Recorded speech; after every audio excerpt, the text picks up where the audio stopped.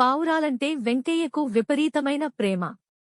తన ఇంటి వసారాలో గూళ్లతో నిండిన పెట్టెలు పెట్టి రకరకాల పావురాలను లాలిస్తూ పెంచేవాడు.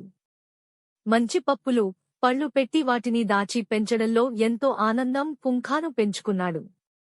ఒకరోజు వాటిని గూళ్లనుంచి బయటికి విడిచి పావురాల వయ్యారాన్ని చూసి మురిసిపోయాడు. అయితే అవి నేలపై రాళ్లు మింగడం చూసి ఆశ్చర్యంతో పాటు అసహ్యం కలిగింది. కోపంతో చేతిలో ఉన్న కర్రను విసిరాడు. పావురాలు ఎగిరిపోయాయి, కాని ఓ పిచ్చుక మాత్రం గాయపడి నేల కొరిగింది. దగ్గరకు వచ్చిన పావురం సాయంతో ఆ పిచ్చుక అంది, నీవిచ్చే ఆహారం మేము తింటున్నాం.